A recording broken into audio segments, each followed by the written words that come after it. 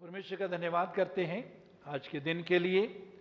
इन दिनों में हम परमेश्वर के वचन में से पवित्र आत्मा के बारे में सीख रहे हैं।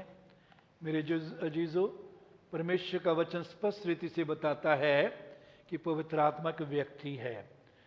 पवित्र आत्मा सनातन आत्मा है। वो परमेश्वर, त्रिएक परमेश्वर का तीसरा व्यक्ति है। यीशु ने जब कहा एक और सहायक भेजूंगा, यूनानी में उसका शब्द है मेरे जैसा एक और सहायक।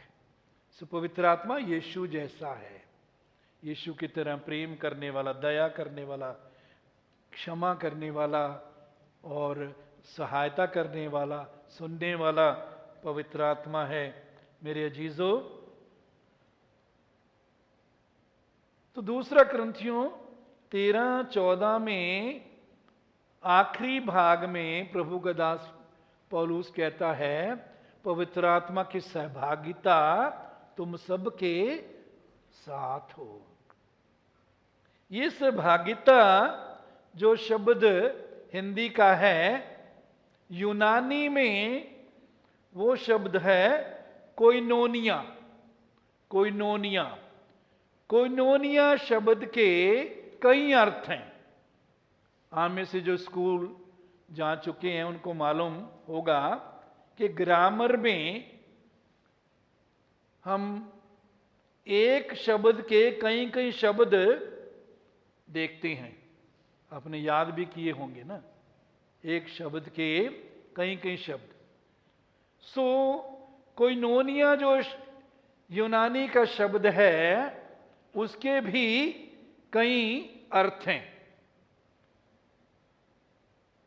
उसका अर्थ है उपस्थिति, हजूरी, परमेश्वर की उपस्थिति, पवित्र आत्मा की उपस्थिति, पवित्र आत्मा की हजूरी, पवित्र आत्मा की प्रेजेंस तुम सबके साथ हो। फिर दूसरा संगति, सहभागिता, संगति। संगति हम जब करते हैं, हम एक दूसरे को समय देते हैं, एक दूसरे से बात करते हैं, एक दूसरे के साथ दिल खोलते हैं। पवित्र आत्मा के साथ संगति बनी रहे। फिर है तीसरा, इकट्ठे मिलकर बांटना, एक दूसरे के साथ बांटना। जो हमारा है पवित्र आत्मा को दें, पवित्र आत्मा का वो हमें देता है। भाग लेना, चौथा है भाग लेना, हिस्सा लेना। पवित्र आत्मा जो कहता है उसमें हिस्सा लेना। पवित्र आत्मा के हृदय में क्या है ये जानने के लिए हिस्सा लेना। पवित्र आत्मा की योजना क्या है। फिर पांचवा है गहरी नजदीकी। पवित्र आत्मा के साथ गहरी नजदीकी। गहरी नजदीकी तुम्हारे साथ बनी रहे। फिर छेमा सहभागिता। सहभागिता उर्दू लफ्ज है रिफाकत और शिराकत। शामिल हों पवित्र आत्मा की खुशी में, उसके दुख में, उसकी योजना और इच्छा में शामिल हों और वो हमारे जीवन में शामिल हो। फिर आखिरी है मित्रता, दोस्ती। पवित्र आत्मा की सहभागिता का सातवां अर्थ है पवित्र आत्मा के साथ दोस्ती। क्या जी? सभी बोलिए, सभी बोलिए, क्या है? दोस्ती। इन दिनों में परमेश्वर का वचन सुनने के द्वारा किसने शुरू की है दोस्ती पवित्र आत्मा के साथ? हैं जी? हाथ खड़ा करो जिन्होंने दोस्ती शुरू की है पवित्र आत्मा, ऊंचा ऊंचा करो। इस दोस्ती में बने रहें। पवित्र आत्मा विश्वास योग्य दोस्त है, यीशु जैसा। यीशु कैसा दोस्त है?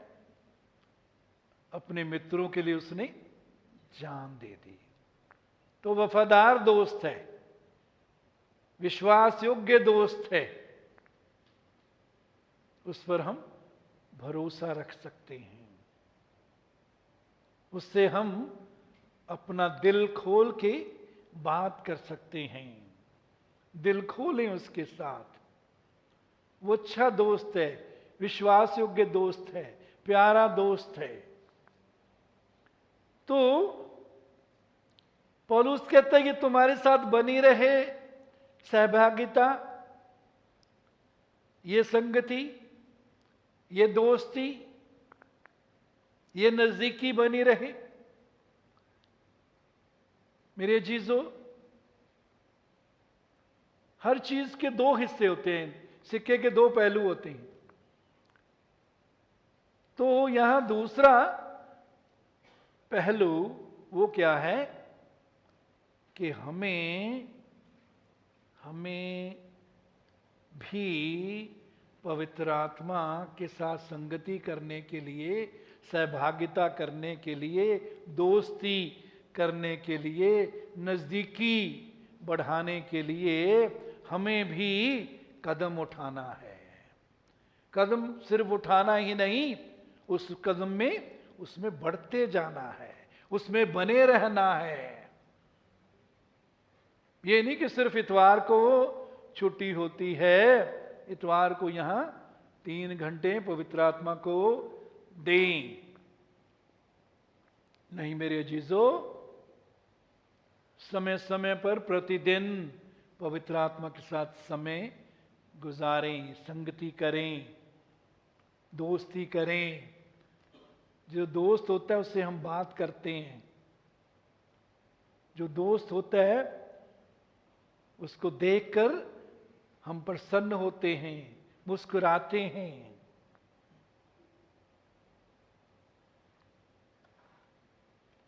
ये सिर्फ कोने में बैठकर, घुटने टेक कर बैठकर या वैसे बैठकर जो है पवित्र आत्मा के साथ समय गुजारना ही नहीं है ये। हाँ, वो जरूरी है, वो जरूरी है। जब भी समय मिलता है, सुबह, दोपहर, शाम, समय निकालें, पवित्र आत्मा के साथ समय गुजारें। मांगने के लिए नहीं, मांगने का अलग समय होता है, लेकिन ज्यादा समय हमने पवित्र आत्मा के साथ प्रेम उसको देना है, आदर देना है।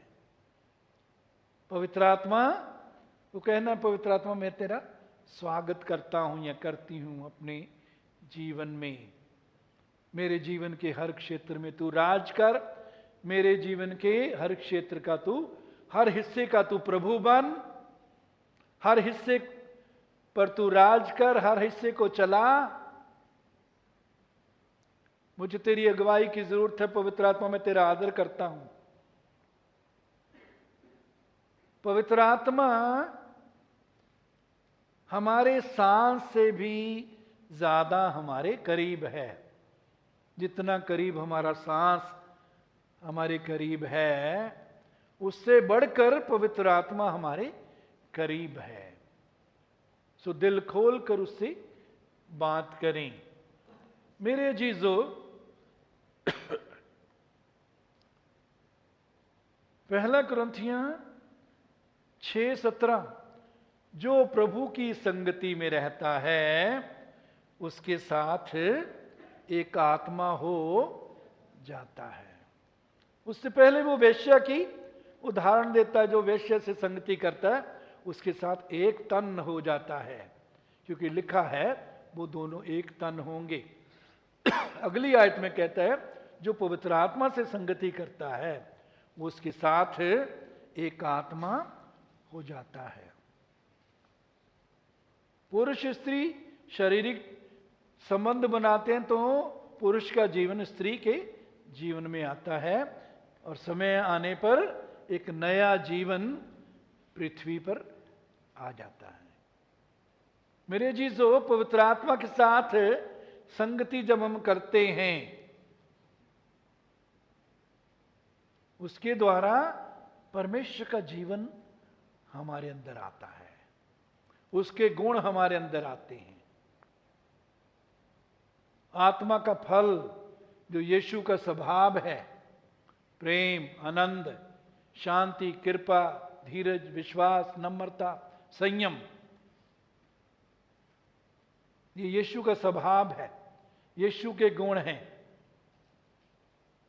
ये हम में बनते जाएंगे, बढ़ते जाएंगे, इनका विकास होता जाएगा मेरे जीजों।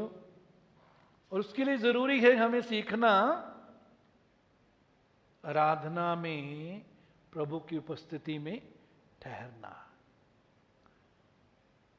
मांगने का समय अलग है, लेकिन ज्यादा समय, अधिक समय हमारा प्रभु की आराधना में लगना चाहिए। उससे पहले हम कुछ समय धन्यवाद भी करें, स्तुति भी करें। मेरे जीजों, यदि भजन 95 1 से 6 पद यदि हम देखें तो वहां एक पद में आओ हम यहोवा के लिए ऊंचे स्वर से गाएं, अपने उद्धार की चट्टान का जय जयकार करें। 2 पद, हम धन्यवाद करते उसके सम्मुख आएं और भजन गाते उसका जय जयकार करें। यहां धन्यवाद और जय जयकार करने के बारे में वर्णन किया गया है।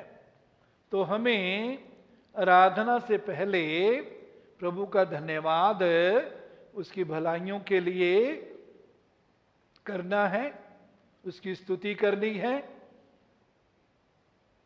वो जो है और जो उसने हमारे लिए किया है उसके आधार पर हमें उसकी स्तुति करनी है, उसके कामों का वर्णन करते हुए। ये नहीं धन्यवाद धन्यवाद धन्यवाद धन्यवाद, स्तुति स्तुति स्तुति स्तुति। बताएं उसको क्यों स्तुति कर रही हैं, इस बात के लिए धन्यवाद कर रही हैं। लेकिन यही ना रुकें,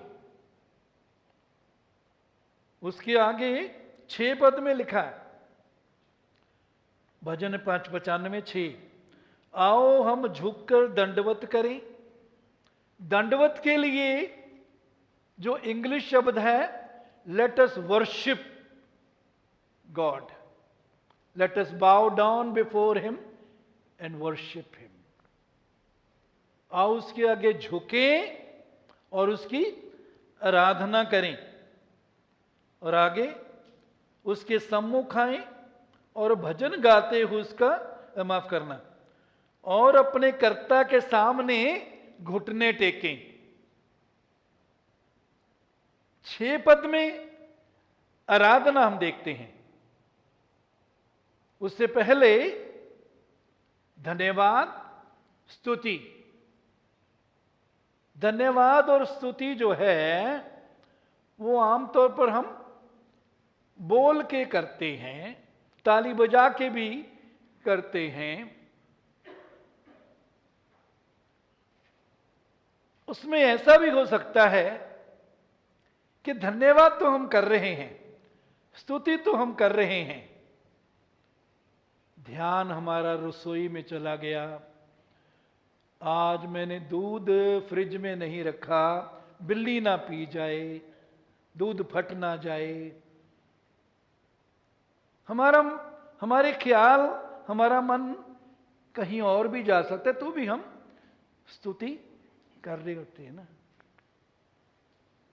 मेरी सास ने से बोल दिया, मैं भी ये जाके आज ये बात बोलूंगी।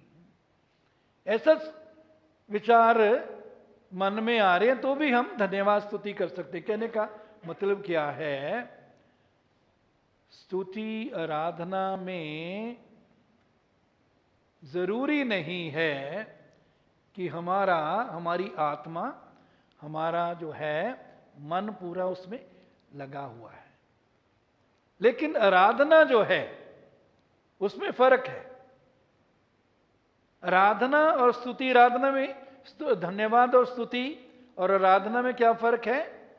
आराधना में हमारा मन, हमारा आत्मा, हमारा अंदर का मनुष्य वो पूरा प्रभु को महिमा देने में, प्रभु को ऊंचा करने में, प्रभु का धन्यवाद या स्तुति करने में। आराधना जो है वो हमारे हृदय के दृष्टिकोण को दिखाती है। हृदय से हम प्रभु को आदर दे रहे हैं। जहां ये 6 पद में वो कहता है झुककर दंडवत करें,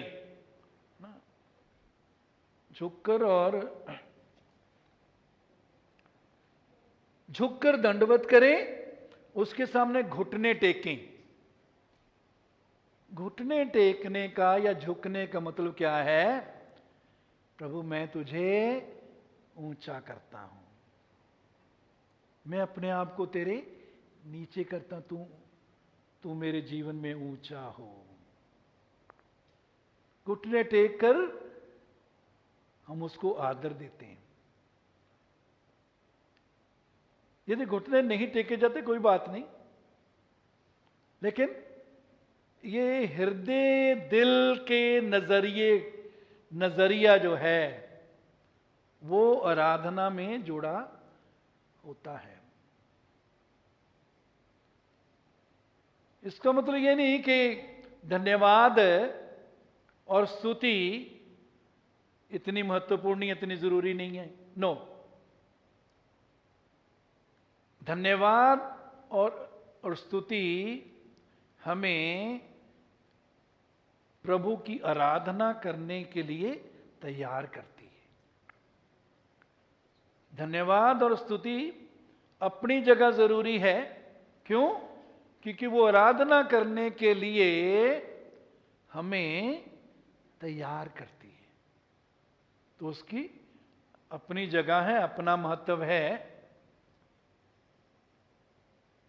उसको भी वो जो है हम तुच्छ नहीं जान सकते।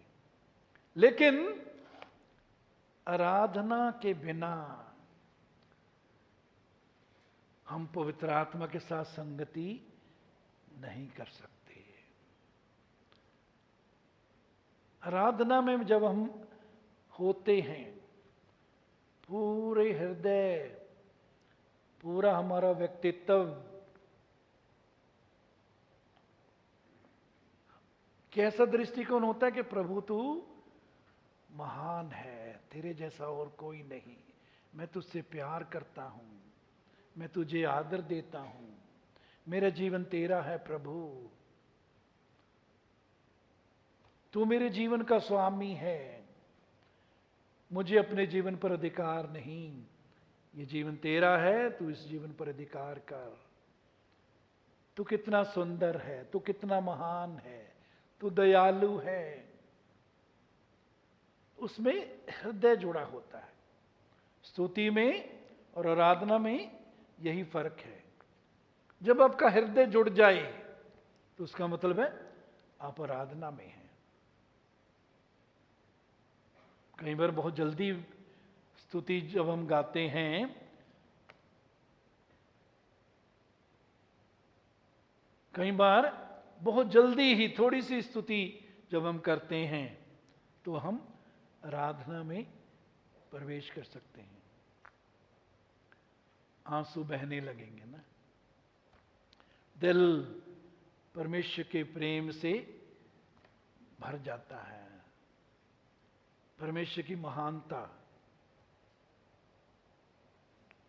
हृदय में भर जाती है। उसकी भलाइयों के लिए दिल जो है धन्यवाद से भरा होता है। तो ये सीखना बहुत जरूरी है। आराधना में पवित्र आत्मा के साथ समय गुजारना, पवित्र आत्मा के साथ संगति करना। जब आराधना में हम पवित्र आत्मा के साथ समय गुजारते हैं, जो प्रभु की संगति में रहता है उसके साथ एक आत्मा हो जाता है। तो आराधना में हम पवित्र आत्मा के साथ एक आत्मा हो जाते हैं। यहां एक और ध्यान देने वाली बात यह है कि आराधना सिर्फ वही नहीं कि आधा घंटा हमने प्रभु के साथ समय गुजार लिया। मेरे चीजों, आराधना में जो भी हम अपने हृदय से प्रभु के प्रति जो प्रकट करते हैं कि प्रभु तू मेरा स्वामी है, तू मेरे जीवन का मालिक है, मेरा जीवन तेरा है, तेरी भलाइयों के लिए मैं धन्यवादी हूं। जरूरी नहीं कि ये बोल के भी कर सकते हैं उसमें, लेकिन बिना बोले भी कर सकते हैं। हृदय का दृष्टिकोण जरूरी ज्यादा। मेरे चीजों, जो कुछ भी हम आराधना में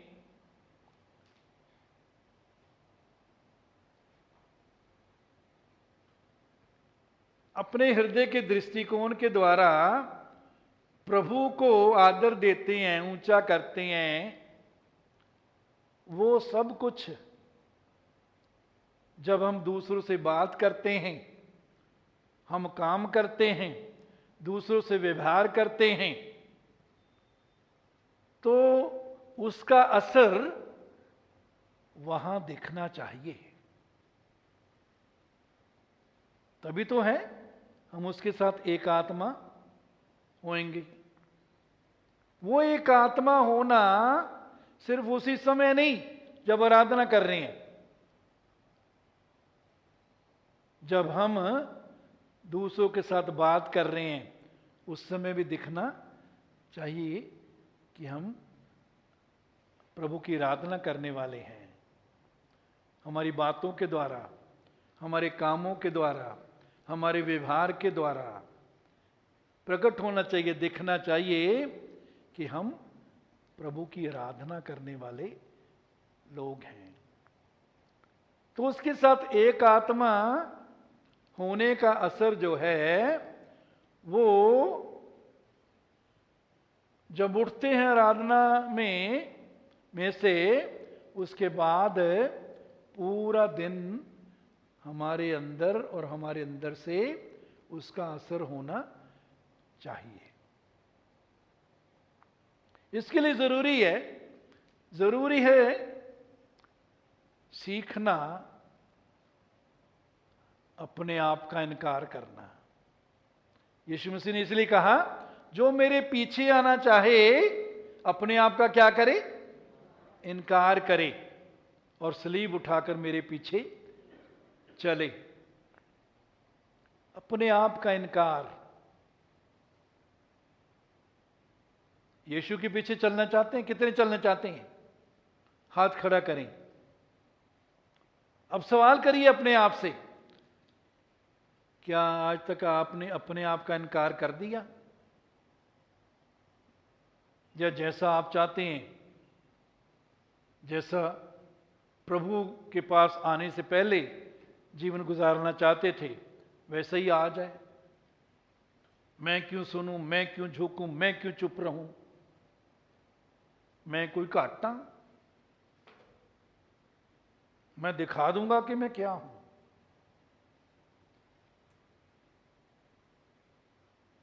एक उदाहरण, एक अच्छी नहीं है इतनी।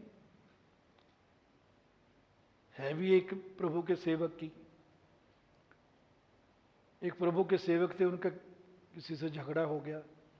उनके पास बाइबल थी, बाइबल का बैग था। वो बोलने लगे कि 2 मिनट रुक, मैं बाइबल थोड़ा दूर रख दूं, फिर मैं तुझे दिखाता हूं कि मैं कौन हूं और क्या कर सकता हूं।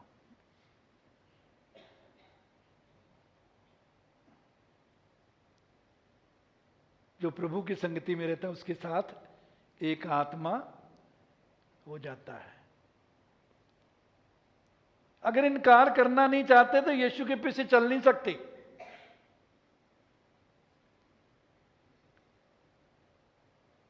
यीशु ने खुद कहा, जो मेरे पीछे आना चाहे अपने आप का क्या करे? इनकार। अपने आप का इनकार करने का मतलब है हमारा जो पुराना जीवन, शारीरिक पुराना स्वभाव, उसका इनकार करना। कई चीजें हमें इतनी मुश्किल लगती हैं, हम चाहते तो हैं उनको अपने जीवन से अलग करना, छुटकारा पाना, लेकिन ऐसा लगता कर नहीं पा रहे, बार बार गिर जाते हैं। उसके लिए क्या है? पवित्र आत्मा की हुजूरी में जब हम ठहरना सीख जाते हैं, ठहरे रहते हैं, पवित्र आत्मा की उपस्थिति में ये शारीरिक आदतें, ये शारीरिक काम, ये शारीरिक स्वभाव पिघल जाता है, भस्म हो जाता है।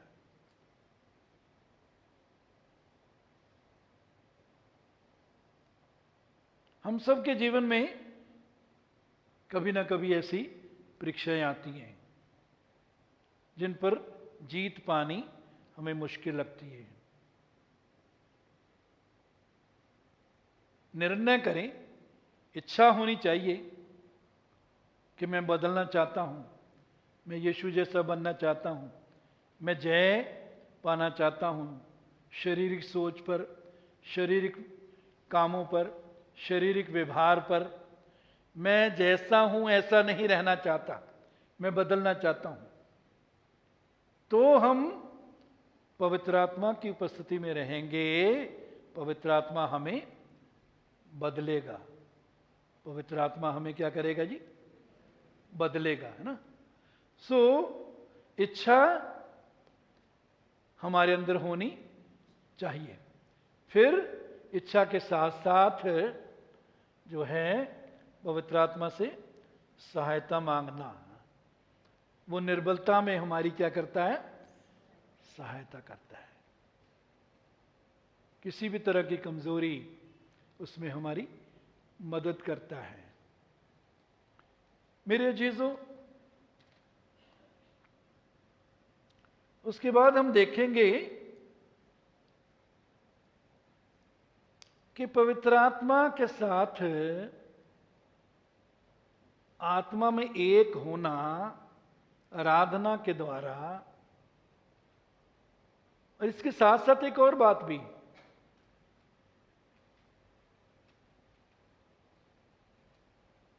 वचन के अनुसार जीवन गुजारना।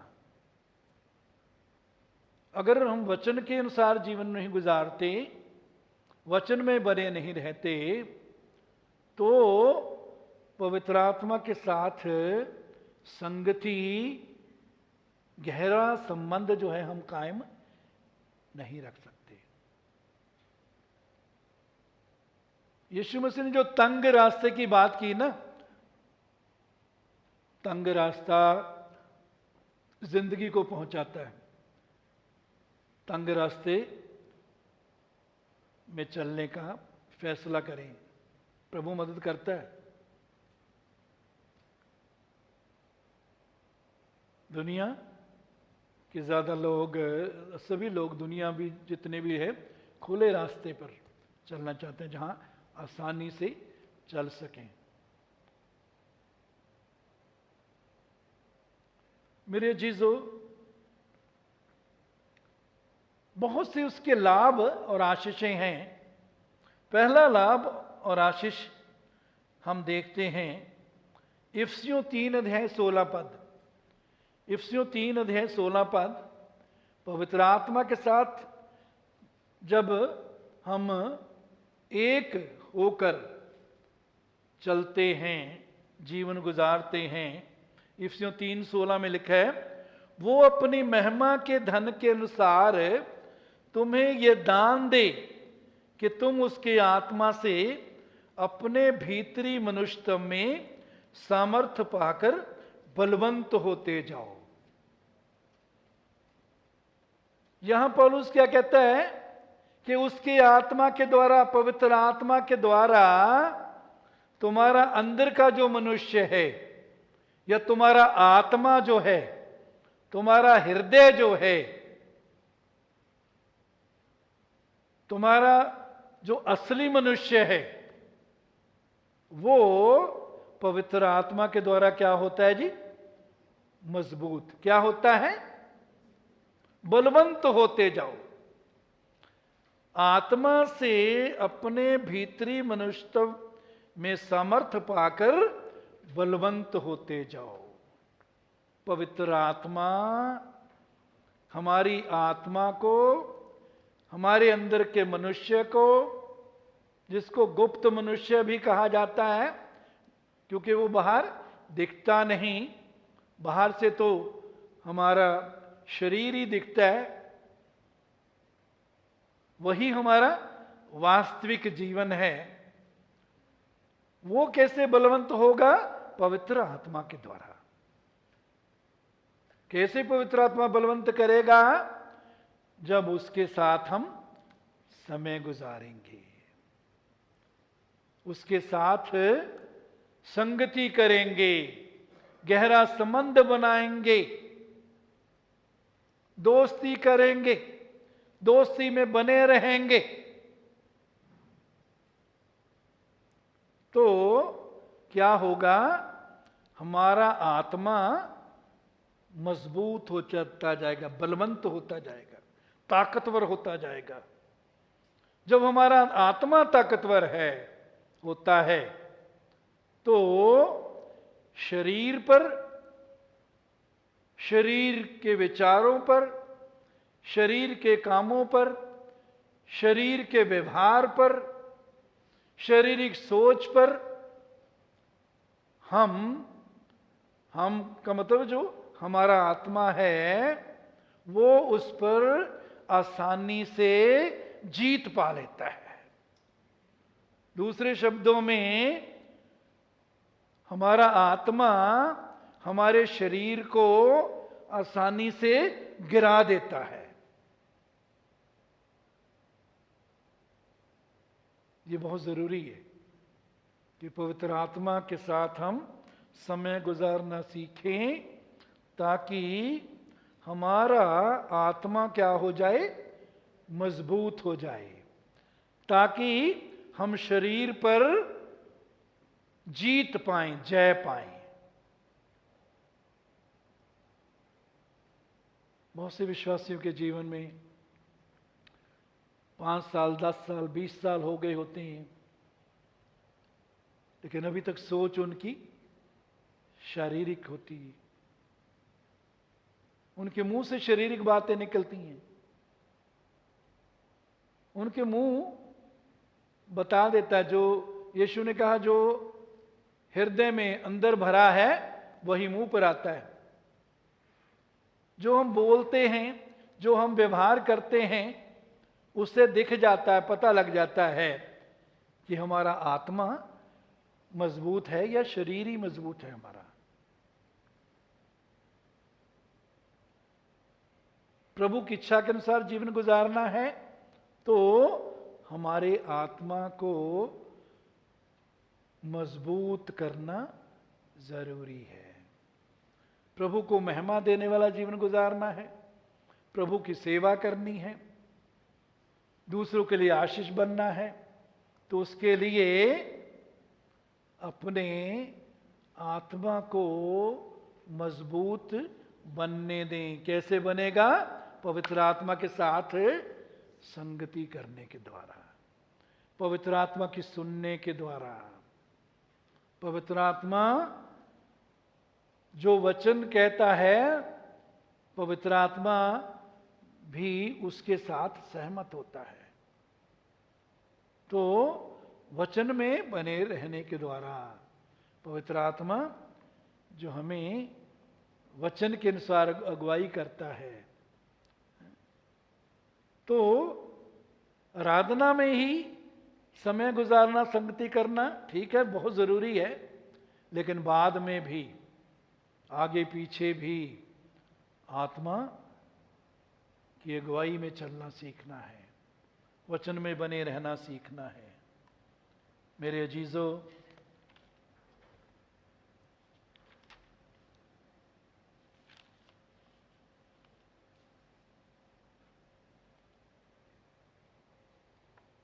जो प्रभु से संगति करता है उसके साथ एक आत्मा हो जाता है। इसका दूसरा जो लाभ या दूसरी आशीष है वो क्या है कि प्रभु का जीवन हमारे जीवन में आ जाता है। भजन 46:10, भजन 46:10 वहां लिखा है, चुप हो जाओ और जान लो कि मैं ही परमेश्वर हूं। चुप हो जाओ और जान लो कि मैं ही परमेश्वर हूं। जान लो, जान लो जो शब्द है इब्रानी, यहां जो इब्रानी शब्द यादा, इब्रानी शब्द यादा है, यही इब्रानी शब्द यादा वो उत्पत्ति 4:1 में है, जहां लिखा है, जब आदम अपनी पत्नी हवा के पास गया तब उसने वो गर्भवती होकर कैन को, उसने गर्भवती होकर कैन को जन्म दिया। आदम हवा के पास गया, इंग्लिश में है एडम न्यू ईव। तो ये दोनों जगह यहां भी इब्रानी का यादा शब्द है।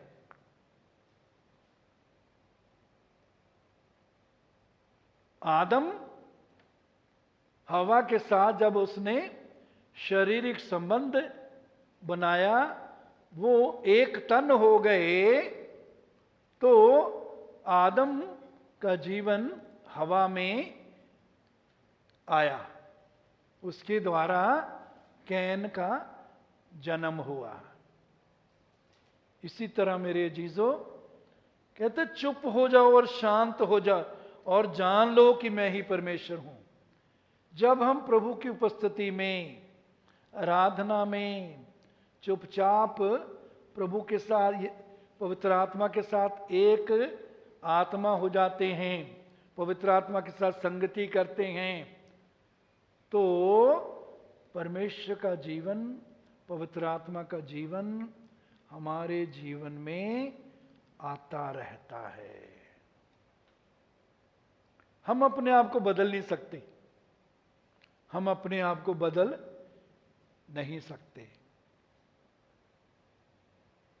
हमको पवित्र आत्मा के साथ संगति करने के द्वारा परमेश्वर के जीवन को हासिल करना है, परमेश्वर के जीवन को अपने अंदर आने देना है, ताकि हम सांसारिक जीवन, सोच, कामों, उन पर हम जय पा सकें। मेरे अजीजों, तो उसके साथ एक होने के द्वारा उसका जीवन हमारे अंदर आता है। और दूसरी एक और बात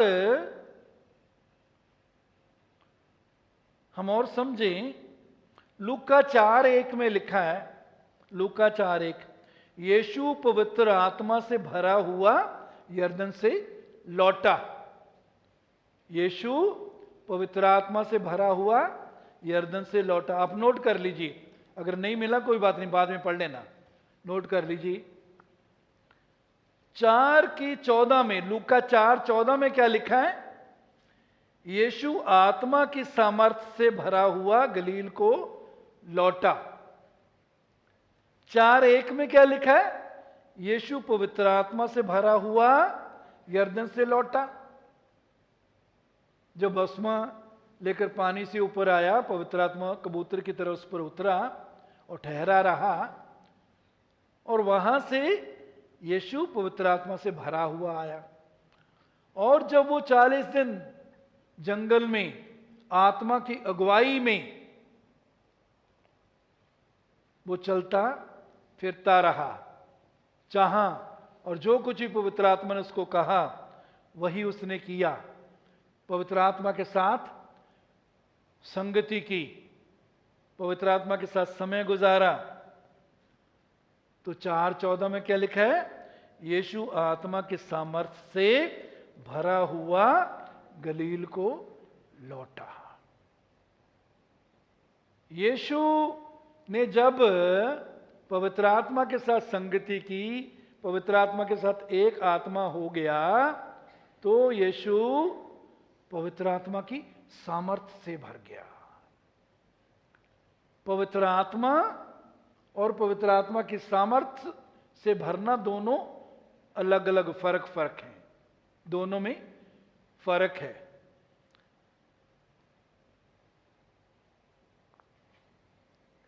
प्रेरितों का काम 10 अध्याय 38 पद में लिखा है, परमेश्वर ने किस रीति से यीशु नासरी को पवित्र आत्मा और सामर्थ्य से अभिषेक किया।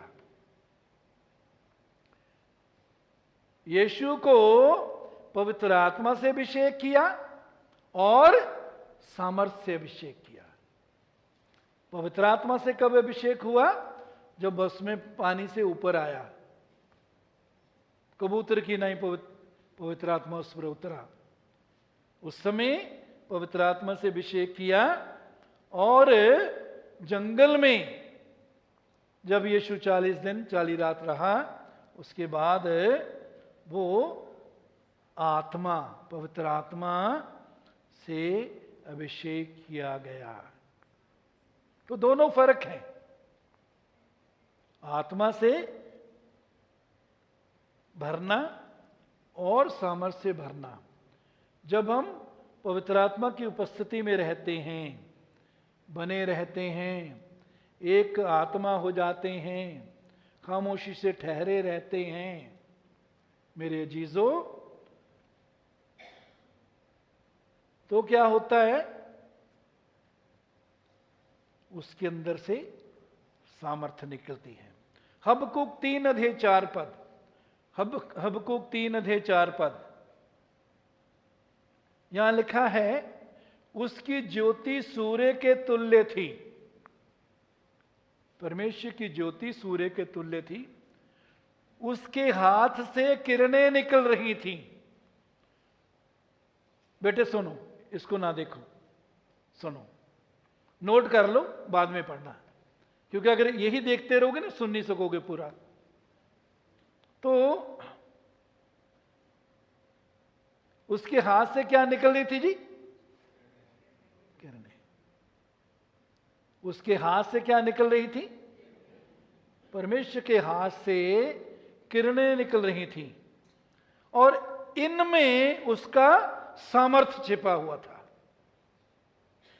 उसके हाथ से जो किरणें निकल रही थी, उन किरणों में उसका सामर्थ्य छिपा हुआ था। किरणें कहां से निकल रही हैं? हाथ से। पवित्र आत्मा के साथ संगति करने के द्वारा हम परमेश्वर के हाथों में अपने आप को दे देते हैं। हम परमेश्वर के हाथ के नीचे अपने आप को कर देते हैं। पवित्र आत्मा के हाथों के नीचे जब अपने आप को करते हैं, पवित्र आत्मा के हाथ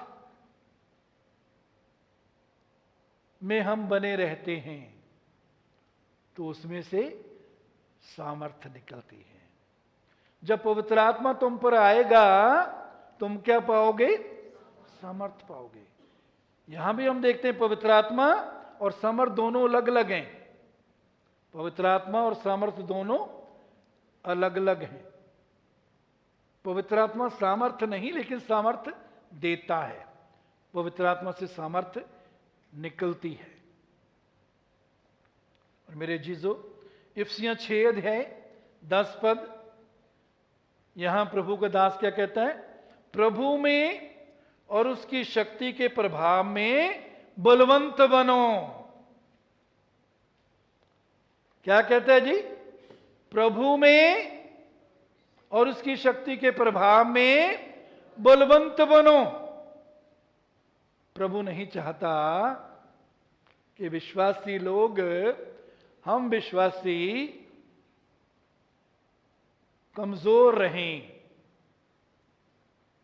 प्रभु में और उसकी सामर्थ्य में नहीं। उसकी क्या इच्छा है? कि हम प्रभु में बलवंत बने और उसकी शक्ति के प्रभाव में, उसकी शक्ति में बलवंत बने। प्रभु की इच्छा क्या है जी हमारे लिए?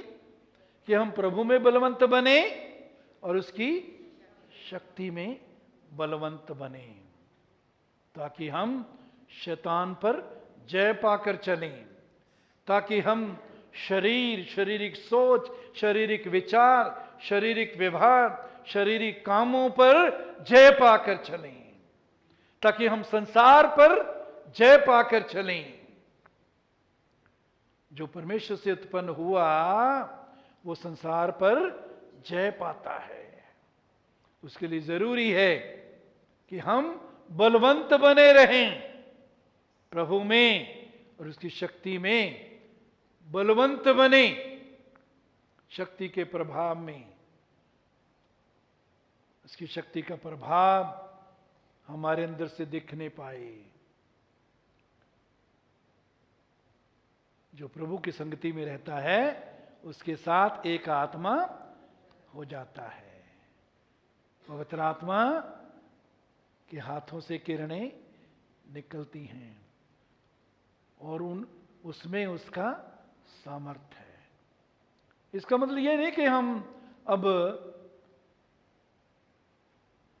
हर समय प्रार्थना करते हैं पवित्र आत्मा किरणें दिखा, किरणें चमका ताकि मुझ पर सामर्थ्य निकल। नहीं, परमेश्वर अलग अलग समय पर अलग अलग तरीके से अलग अलग दर्शन या स्वप्न या तरीकों के द्वारा अपने आप को प्रकट करता है। कभी शर्त ना लगाएं कि वहां लिखा है किरणें निकलती हैं तो किरणें निकाल के दिखा प्रभु, नहीं। सो मेरे जीजो, जो प्रभु की संगति में रहता है उसके साथ एक आत्मा हो जाता है। सुबह उठकर बजाय इसके कि फोन उठाकर देखो है? आज का वो क्या है स्टेटस, किसका स्टेटस क्या है? छोड़ दो, प्रभु को पहल दें ना। पवित्र आत्मा का धन्यवाद करें, गुड मॉर्निंग होली स्पिरिट बोलें। पवित्र आत्मा मैं तेरा स्वागत करता हूं या करती हूं। पवित्र आत्मा मैं तेरा आदर करता हूं या करती हूं। पवित्र आत्मा तू मेरा प्रभु है। पवित्र आत्मा तू मेरी जिंदगी को चला। पवित्र आत्मा तू मेरी अगुवाई कर। पवित्र आत्मा तू मुझसे बात कर। मैं तेरी सुनने के लिए और करने के लिए तैयार हूं।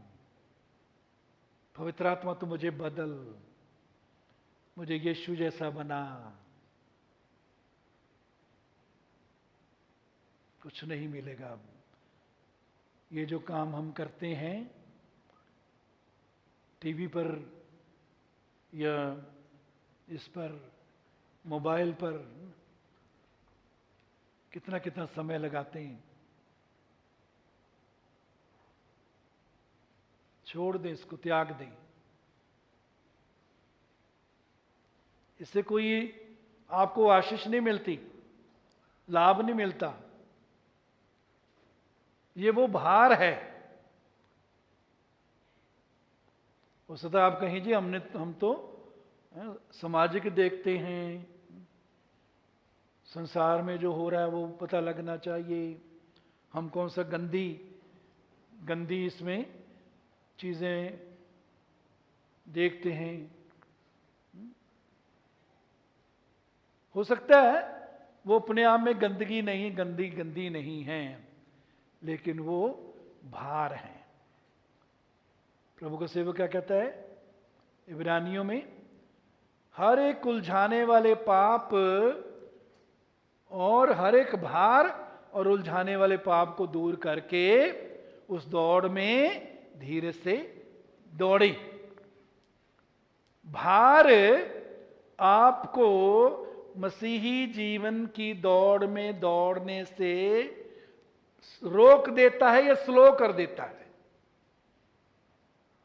दौड़ने वाले जितने भी होते हैं वो हल्के से हल्का कपड़ा पहनते हैं, बुनियान और अंडरवियर। कोई बैग लेकर, भारी सामान लेकर नहीं दौड़ते, उतार कर, भारी कपड़े भी उतार कर। हाँ, पैंट हल्की होती है, शर्ट हल्की, उसको भी उतार के, ताकि वो जीत सके। मेरे अजीजों, जिस दौड़ में दौड़ने के लिए हमें बोला कि विश्वास के कर्ता सिद्ध करने वाले यीशु की ओर ताकते हुए, उस दौड़ में जिसमें हमें दौड़ना है, धीरे से दौड़ें, यीशु की ओर आंखें लगाएं। विश्वास के कर्ता सिद्ध करने वाले यीशु की ओर आंखें लगाएं। इस पर आंखें लगाना,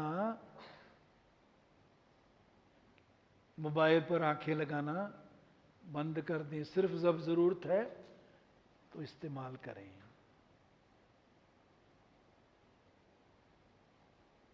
मैं कभी स्टेटस नहीं देखता। दूसरे मुझे बताते हैं कई बार, मैंने स्टेटस में डाला था जी,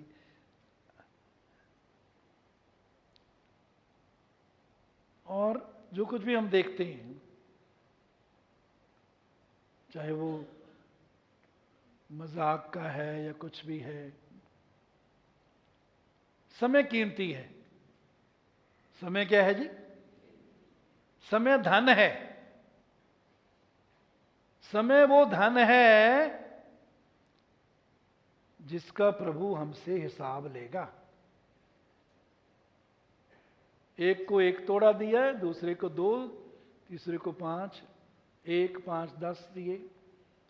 वो थोड़ा सा अलग दृष्टिकोण से है, लेकिन वहां देखने वाली चीज क्या है कि जो भी परमेश्वर ने दिया है उसमें विश्वास योग्य रहें, उसको परमेश्वर के लिए इस्तेमाल करें, परमेश्वर की महिमा के लिए इस्तेमाल करें, परमेश्वर के नाम को ऊंचा करने के लिए, उसके राज्य को बढ़ाने के लिए इस्तेमाल करें। तो जितना समय परमेश्वर ने मुझे दिया है उतना ही आप में से हर एक को दिया है। मुझे आपसे ज्यादा नहीं मिला। सबको 24 घंटे परमेश्वर ने दिए हैं बराबर।